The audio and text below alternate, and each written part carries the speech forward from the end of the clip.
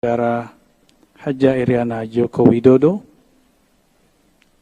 yang kami hormati Bapak Wakil Presiden Republik Indonesia beserta Ibu Hajah Wuri Ma'ruf Amin, yang kami hormati pimpinan dan anggota lembaga negara yang mulia, para duta besar dan perwakilan negara-negara sahabat, yang kami hormati para Menteri Kabinet Indonesia Maju, yang kami hormati para alim ulama, hadirin hadirat yang berbahagia. Alhamdulillah Rabbil Alamin alladhi bi'izzatihi wa jalalihi asra abdahu layla. Ashhadu an la ilaha illallah wa ashhadu anna Muhammadan abduhu wa rasuluh. Allahumma salli wa sallim wa barik ala nabiyyina Muhammad. Segala puji milik Allah Subhanahu wa ta'ala. Sungguh dahsyat Allah Subhanahu wa ta'ala memperjalankan hambanya dengan cara yang tidak terduga. Itulah hadiahnya kepada sang kekasih baginda Nabi Muhammad sallallahu alaihi wasallam. Di saat sang Rasul berduka, pamannya wafat, istrinya meninggal, dan ia pun diusir ketika hendak hijrah ke kampung Taif. Diusirnya bukan dengan kalam-kalam verbal, tidak seperti diviralkan zaman sekarang. Dulu langsung secara fisik.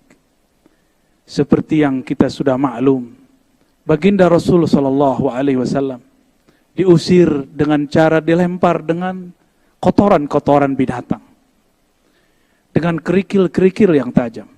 Sembari sumpah serapah mereka katakan majnun, orang gila, mashur, orang yang tersihir, dan lain sebagainya. Tapi baginda Rasulullah SAW, beliau hanya diam. Tiba-tiba Sayyidina Jibril alaihissalam datang. Ya Muhammad, maukah engkau aku tawarkan bantuan? Bantuan apakah yang ditawarkan Sayyidina Jibril? Ternyata Sayyidina Jibril menawarkan untuk menghancurkan penduduk Taif. Apa jawaban baginda Nabi Muhammad sallallahu alaihi wasallam? La, fa innahum la ya'lamun. Mereka tidak faham yang aku maksudkan. Semoga semangat ini ada pada pemimpin negeri ini, ada pada ulama-ulama di negeri ini, sehingga mampu mengislah, memperbaiki mana yang rusak dan terpecah. Sallallahu alaihi wasallam, meskipun beliau secara umur biologis hanya 63 tahun, tapi secara keruhanian lebih tua daripada Sayyidina Adam, lebih tua daripada Sayyidina Nuh. Nabiuna Nuh alaihi salatu wassalam, ketika beliau sudah lebih dari 900 tahun berdakwah, mendidik umat, lelah juga rasanya. Akhirnya beliau mengatakan, ya Allah, jika engkau membiarkan generasi mereka hidup, maka generasi setelahnya akan lebih kufur dari kelompok ini, dari generasi ini. Maka hancurkan saja ya Allah. Inilah ujian Sayyidina Nuh yang membuat beliau tidak lebih mulia dari Sayyidina Nabi SAW. Bayangkan, sudah setua itu, tapi kalah dewasa, kalah salamatus sadr dengan baginda Nabi Muhammad yang hanya berumur 63 tahun. Sallallahu alaihi wasallam. Bapak Wakil Presiden dan hadirin yang kami hormati.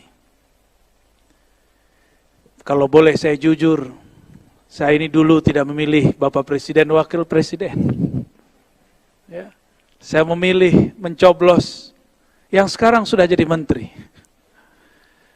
Ketika berita di mana-mana menyebutkan yang saya coblos mau jadi menteri, dalam hati merenung dalam, antara kesal tapi juga bertanya-tanya, apakah hati dia lebih bening daripada hati saya yang kata orang saya di Ustadz dan Buya? Apakah hati dia lebih salamah, lebih terbebas dari dendam dan kesal daripada saya yang katanya memimpin tarekat dan zikir? Ternyata disitulah jawabannya.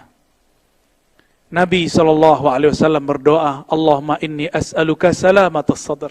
Ya Allah, aku memohon kepadamu salamah, terbebasnya kebencian-kebencian dan dendam, kekesalan dari dalam dada. Ditambah lagi di semua kitab-kitab Ahlus Sunnah yang menjadi panutan mayoritas umat Islam di Indonesia. Di situ ada kalimat kewajiban mendoakan para pemimpin. Wa in jara, meskipun dikabarkan dia zalim, meskipun dikabarkan tidak disukai, maka wajib mendoakannya. Ditambah lagi Imam Sya'rani mengatakan dalam kitab Al-Bahrul Mawrud, ma ra'aitu ahadan minas sufiyah anqara alal umara illa qalilan. Aku tidak melihat ulama-ulama ahli qalbu, ahli ma'rifat, yang biasa kita kenal dengan sufi, bertarekat, kecuali mereka sedikit sekali ingkar kepada ulama dan umara. Justru mereka mendoakannya dari dalam hatinya, dalam khalwatnya, dalam kesendiriannya. Karena yang dia fikirkan adalah masalihul ummah, kemaslahatan umat, bukan emosi berpolitik semata. Semoga pemimpin-pemimpin negeri ini diberikan salamatus sadar. Terima kasih sudah merawat negeri ini. Semoga Allah membersamai pemimpin kita, ulama-ulama kita. Amin ya rabbal alamin. Bapak Wakil Presiden dan hadirin yang kami hormati, kisah Isra Mi'raj sudah banyak diceritakan. Tapi karena memori manusia pendek, apa salahnya kita mengulang sedikit. Namun kami menarik jauh-jauh ke masa sebelum Nabi Yuna Adam dicipta. Dulu sebelum bangsa Adam, Bani Adam dicipta, sudah ada satu klan yang disebut klan api, Banul Jan. Kelompok Banul Jan ini sebagaimana disebutkan dalam Al-Bidayah wa Nihayah Imam Ibnu Katsir, adalah kelompok yang merusak di muka bumi. Akhirnya Allah mengkiamatkan kiamat pertama untuk mereka dengan menurunkan meteor, menghabisi mereka. Bangsa api dihabisi dengan batu api. Jadi cerita ini bukanlah dongengan Darwin, cuma sayangnya Darwin agak cocok logi. Tapi di saat itu terjadi, Allah berkalam kepada Sayyidina Jibril. Ya Jibril, itu ada putranya Raja Jan. Ambillah dia, didiklah dia, ajak dia mi'raj ke langit-langitku. Sampai Allah kemudian izinkan dia mempelajari semua zikir-zikir malaikat-malaikat di langit, alam malakut, alam jabarut, bahkan sampai kepada alam surga. Maka tiada dari makhluk apapun di muka bumi dan di langit, bahkan di surga, yang zikirnya lebih banyak daripada anak yang bernama Ahyas, yang kemudian diberikan nama malaikat Azazil. Dia bukanlah malaikat, tapi sepangkat, sederjat dengan malaikat Azazil. Azazil ini pun bersuluk, berkhalwat, latihan kerohanian 18.000 tahun sebagaimana disebutkan oleh Imam At-Tabari. Tapi ujian mulai diberikan. Sebanyak apa pemberian, sebanyak itu jua ujian. Sekarang ahli zikir diuji. Sekarang yang suka bertakbir diuji. Sekarang yang suka bertahmid diuji. Azazil namanya. Disuruh ia sujud kepada orang yang dicipta dari tanah yang diinjak-injak. Selama ini Azazil alias Ahyas yang kemudian bernama Iblis, dia menginjak-injak tanah, harus sujud kepada Adam yang tercipta dari tanah. Inilah ujian pertama bagi Azazil. Apa kata dia? Asjud liman khalaqta min tin. Apakah aku sujud? Apakah pantas bagiku sujud kepada orang makhluk yang kau cipta dari api? Sedangkan aku tercipta daripada yang kau ciptakan dari tanah, sedangkan aku tercipta daripada api. Azazil mulai rasis. Azazil mulai mempermasalahkan suku. Saya suku api, saya lebih mulia daripada suku tanah. Hati-hati, Kadang-kadang orang beragama sudah soleh, sudah lama baca kitab, sudah lama berzikir. Seperti Azazil, 18.000 bersuluk di alam Jabarut, alam Malakut sampai ke surga sana. Tapi ternyata dia terjebak dan mengatakan, aku seorang Adam. Lebih baik dari zikirnya. Bahkan lebih baik daripada semuanya. Ternyata ketika kita urai, dan ini jarang diurai oleh ahli tafsir. Ketika Allah menawarkan, mengabarkan, inni ja'ilun fil ardi khalifah. Aku akan menciptakan, menjadikan seorang khalifah di muka bumi. Ternyata ada dua kelompok malaikat yang berkomentar. Ini dipisah dengan lafaz waw. Yang pertama mengatakan, ya Rabb, apakah engkau mencipta perusak dan pembunuh di muka bumi? Inilah malaikat-malaikat cahaya. Lain dengan malaikat api. Dia mengatakan, wanah kawanukad disulak. Kami zikirnya lebih banyak.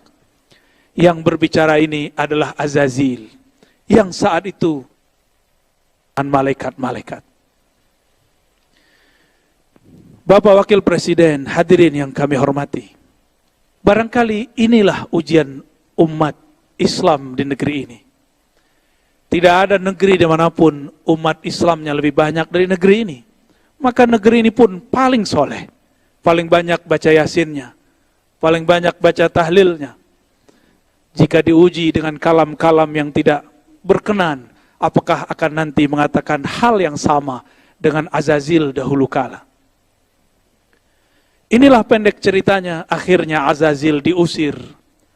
Diusir dari surga, dan Allah mengatakan, apakah kamu minal alin? Apakah kamu bangsa yang sangat tinggi? Dengan itulah bergantilah Azazil dari nama mulia Azazil sebagai khazinul jannah, penjaga surga, menjadi iblis yang dijauhkan dari jalan kebenaran. Lain ceritanya dengan Nabi Muhammad sallallahu alaihi wasallam. Beliau sebelum diangkat ke langit, dimasukkan ke surganya, Allah membersihkan jantungnya, dadanya 2 kali. Tidak ada ini dalam sejarah Azazil. Allah bersihkan kolbu Nabi ketika dia berumur 7 tahun. Allah bersihkan kembali ketika hendak naik pada malam itu, malam 27 Rajab. Barangkali inilah saatnya kita mengambil pelajaran.